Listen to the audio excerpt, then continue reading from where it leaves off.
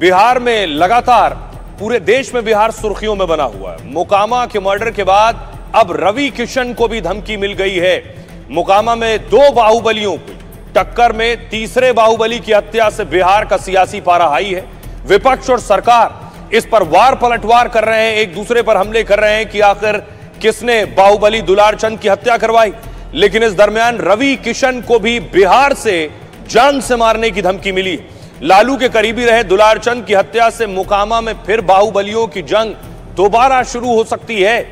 लेकिन आज रवि किशन थे योगी आदित्यनाथ के साथ। किसी ने सोचा भी नहीं था कि ऐसा होगा कि रवि किशन को कोई धमकी देगा। इस बीच बीजेपी के साथ रवि किशन को भी मारने की धमकी मिली है। उन्हें फोन आया और फोन पर बाकायदा रवि किशन की एक टिप्पणी का मुद्दा बनाया गया और रवि किशन को भी मारने की थ्रेट मिली है। जरा सबसे पहले सुनिए, जब रवि किशन को फोन किया गया तो रवि किशन को फोन करने वाला कैसे उन्हें धमका रहा है। कौन बोल रहे हैं? तुम्हारा बाप बोल रहा है।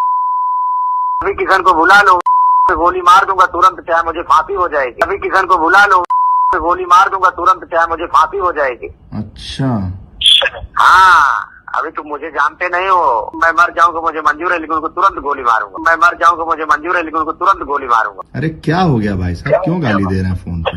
वो यादव समाज को कह रहा है कि यादव समाज के सब। मेरी बात सुनो शिवम जी, आप उसके कार्यालय से बोल रहे हो, हाँ या ना बोलो? हाँ मैं बोल रहा हूँ, उनका मैं निजी सचिव हूँ, शिवम द्विवेदी मेरा नाम है। बोलिए। हाँ द्विवेदी जी, मैं तुम्हारी पूरी कुंडली मेरे पास है। अच्छा, सुबह कहो मुलाकात भी कर लूंगा। कहाँ? गोरखपुर में? समझा दो कि गोरखपुर में? के नाम आप गोरखपुर में हैं? हाँ जी। क्या नाम है, शुभ नाम आपका?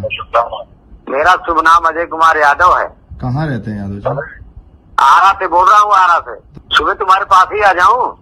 आ जाएंगे तो ठीक रहेगा यादव जी।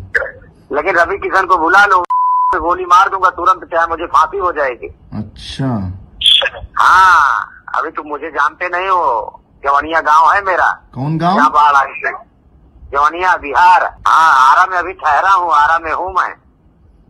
अच्छा, अभी तो बाहर गए हैं ना, 4 दिन के बाद आने दो, उसके बाद पूछूंगा कि यादव समाज के तूने क्या बोला। तुरंत मुझे, मैं मर जाऊंगा मुझे मंजूर है, लेकिन उनको तुरंत गोली मारूंगा। जाऊंगा मुझे मंजूर है, लेकिन उनको तुरंत गोली मारूंगा। उन्होंने तो यादव समाज को नहीं बोला। खैर, अरे यार बोला है, मेरे पास रिकॉर्ड है, वीडियो है, मैं लेकिन दिखाऊंगा नहीं उनको तुरंत। उन्होंने यादव समाज को नहीं बोला। तो ये फोन कॉल रवि किशन के लिए वाकई डराने वाला है। रवि किशन सोचिए, बिहार आने वाले हैं प्रचार करने के लिए और बिहार आने से पहले रवि किशन को जान से मारने की धमकी देने का मतलब क्या है? क्या इसके पीछे कोई बड़ी साजिश है? जरा रिपोर्ट देखिए।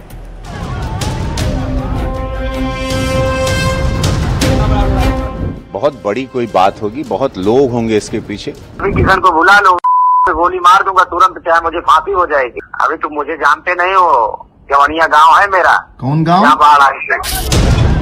मोकामा में मर्डर के बाद बीजेपी सांसद को जान से मारने की धमकी से हड़कंप मच गया है। गोरखपुर के सांसद रवि किशन को बिहार के आरा से हत्या की धमकी दी गई। यादव समाज के तूने क्या बोला, तुरंत मुझे, मैं मर जाऊंगा मुझे मंजूर है, लेकिन उनको तुरंत गोली मारूंगा। इस धमकी के बाद से बिहार से लेकर उत्तर प्रदेश में पुलिस एक्शन में आ गई। धमकी देने वाले की तलाश की जा रही है। रवि किशन ने पूरे मामले में साजिश का आरोप लगाया है। अब देखिए जरा, गोरखपुर से बीजेपी सांसद रवि किशन को कौन धमकी दे रहा? दरअसल यादवों पर कमेंट पर गोली मारने की धमकी दी गई है। आरोप लगाया है कि रवि किशन ने यादवों पर कोई कमेंट किया था। रवि किशन के निजी सचिव को फोन पर जान से मारने की धमकी मिली। बिहार के आरा से अजय यादव ने निजी सचिव को फोन किया है, यानी फोन करने वाले का नाम अजय यादव है। फोन करते ही सीधे रवि किशन को जान से मारने की धमकी दी। रवि किशन के निजी सचिव ने आपत्तिजनक बयान से इनकार किया। उन्होंने कहा रवि किशन ने ऐसा कुछ नहीं कहा है। इस पर आरोपी ने भड़कते हुए 4 दिन बाद हत्या की धमकी दी है। 4 दिन का अल्टीमेटम रवि किशन को मिला। सांसद के सचिव ने पुलिस में शिकायत की है। धमकी देने वाले शख्स की जल्द गिरफ्तारी की मांग की गई है। धमकी के बाद रवि किशन की सुरक्षा बढ़ाई जा सकती है। रवि किशन बिहार में प्रचार के लिए जाने वाले हैं और धमकीबाज को रवि किशन की लोकेशन की भी जानकारी है कि वो कहां-कहां कैंपेन करेंगे। शिकायत के बाद पूरे मामले की जांच तेज हो गई है। रवि किशन ने पूरे मामले को बड़ी साजिश बताया है और धमकी के पीछे किसी बड़े शख्स के होने का दावा भी किया। दरअसल खेसारी और रवि किशन में लगातार बयानबाजी हो रही है। खेसारी लाल यादव ने कहा था कि भूखे पेट भजन होता है क्या, इस पर रवि किशन ने इशारों में जवाब दिया था। उन्होंने कहा जहां सनातन विरोध की बात आएगी, प्रभु श्री राम का मंदिर क्यों बना यह सवाल उठेगा तो मेरा सगा भाई भी क्यों ना हो, मेरे शब्द बाण से बच नहीं पाएगा। इसमें यादवों को लेकर कोई बयान नहीं दिया था। रवि किशन ने, सुनिए जरा, धमकी पर क्या कुछ कहा है। ये जो धमकी है उससे साफ पता चलता है कि सनातन विरोधी ताकतें कितने स्ट्रांगली एक्टिव हो चुकी हैं, कितनी एक्टिव हैं। इसके पीछे कोई बहुत बड़ा हाथ होगा। कोई ऐसे व्यक्ति सांसद को या पूरे भारत में, विश्व में एक नोन कलाकार को, एक सुपरस्टार को ऐसे धमकाएगा नहीं, जान की बहुत बड़ी कोई बात होगी, बहुत लोग होंगे इसके पीछे। तो आपने सुना रवि किशन को। सोचिए जरा, पूरे देश की नजर बिहार में एक बाहुबली की हत्या के बाद, लेकिन जिस बाहुबली पर इस हत्या का आरोप लगा है, मोकामा के बाहुबली अनंत सिंह प्रचार में जुट गए। आज वो नजर आए इन आरोपों के दरमियान। 20 साल बाद यहां छोटे सरकार की बड़ी परीक्षा होने जा रही है मोकामा में।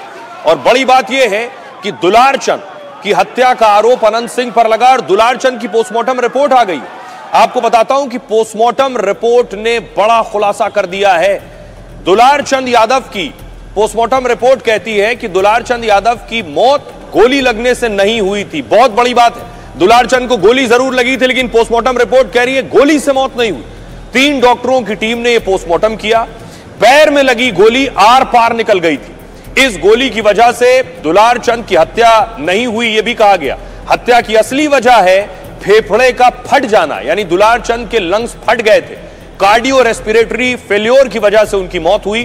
पीठ पर किसी भारी वस्तु से जोरदार धक्का लगा, जिससे दुलारचंद जमीन पर गिर पड़े। इससे सीने की उनकी कई पसलियां टूट गईं, फेफड़ा बुरी तरह से क्षतिग्रस्त हो गया, सांस रुकने से उनकी हृदय गति थम गई, यानी दिल भी काम करना बंद कर चुका था। दुलारचंद की मौत हृदय गति रुकने से हुई है। एड़ी में गोली, पसलियां टूटी मिली। यह रिपोर्ट जांच अधिकारी को सौंप दी गई है। पुलिस ने फोरेंसिक जांच के भी आदेश दे दिए और इस मामले में लापरवाही बरतने पर पुलिस पर गाज गिरी है। आपको बताऊं, बिहार में 2 पुलिस वालों को सस्पेंड कर दिया गया है और इसकी जांच जारी है। आइए अब आपको सुनवाता हूं मेडिकल बोर्ड के सदस्य डॉक्टर अजय कुमार क्या कह रहे हैं। पैर में लगी हुई है, लेकिन वो गोली जानलेवा नहीं है। पैर में लगी है, गोली आर पार है घुटना पे। ये क्या उसको बोलते हैं, एंकल ज्वाइंट। लेसिरेटेड वुंड मतलब कि छिलाया हुआ जख्म है शरीर में कई जगह। अब जो बिहार में धाए गोलियां चल रही हैं, इसके बाद चुनाव आयोग भी एक्शन में आ गया है। चुनाव आयोग ने बड़ा एक्शन लिया है। ईसी ने कानून व्यवस्था को लेकर यह सख्त निर्देश दिए हैं। अधिकारियों को सख्ती से लॉ एंड ऑर्डर लागू करने को कहा है। साथ ही जिनके पास हथियार हैं, इनसे कहा है अपने हथियार जमा करो। सभी लाइसेंसी हथियार को जमा करने को कहा गया है। साथ ही अवैध हथियारों की बरामदगी करने के निर्देश हैं। चुनाव आयोग को मानना है कि बिहार में अवैध हथियार भी हैं। वीडियो कॉन्फ्रेंसिंग से राज्य के लॉ एंड ऑर्डर की समीक्षा भी की गई है। शांतिपूर्ण चुनाव के लिए गाइडलाइन पालन करने का ऑर्डर दिया गया है। राज्य की सीमाओं पर कड़ी निगरानी करने को कहा है और कहा गया है जो अराजक तत्व हैं, अफवाह फैलाने पर नजर रखी जाए। जो लोग अफवाह फैला रहे हैं, संवेदनशील इलाकों की सुरक्षा और कड़ी करने को कहा गया है। आचार संहिता लागू होने के बाद ईसी की जिम्मेदारी और बढ़ जाती है। स्वतंत्र और निष्पक्ष चुनाव कराने की जिम्मेदारी चुनाव आयोग की होती है। चुनाव आयोग ने बड़ा एक्शन लेते हुए अधिकारियों को ट्रांसफर किया है। आयोग ने 3 अधिकारियों के खिलाफ कार्रवाई का आदेश दिया है। एसडीओ, एसडीपीओ, एसपी ग्रामीण के खिलाफ भी एक्शन लिया गया है। 2 नवंबर दोपहर 12 बजे तक पूरे मामले पर रिपोर्ट भी मांग ली गई है। लेकिन इस पर सियासत भी खूब हो रही है। सुनिए जरा प्रशांत किशोर क्या कह रहे हैं और तेजस्वी यादव क्या कह रहे हैं। दिन दहाड़े हत्या हो जाती है, नामदर्ज एफआईआर होता है, नामदर्ज एफआईआर होता है, फिर भी जो है प्रचार प्रसार में थाने के आगे से आरोपी जो है गुजरता है, प्रचार करता है, बंदूक गोली लेकर के, बारूद लेकर के 40-40 काफिला में घूम रहा है। हत्या हुई, किसी एक व्यक्ति पे कार्रवाई नहीं हुई। कहाँ है चुनाव आयोग? चुनाव आयोग मर गया है क्या चुनाव आयोग का कानून केवल विपक्षी लोगों के लिए, सत्ता पक्ष के लोगों के लिए कोई कानून नहीं है? वहां पर जो जनसुराज के प्रत्याशी हैं पीयूष, हम उनके लिए जिम्मेवार हैं। अब उनके समर्थक कौन खड़े होकर प्रचार कर रहे हैं ये तो आपके हाथ में है नहीं। मान लीजिए मैं जा रहा हूं अभी नवादा, वहां पर कोई समर्थक खड़ा होकर प्रचार करेगा तो उसका सारा दोष आप मेरे पे नहीं दे सकते। दुलाल चंद यादव जी का जनसुराज से सीधा कोई सरोकार किसी भी फॉर्म में नहीं रहा।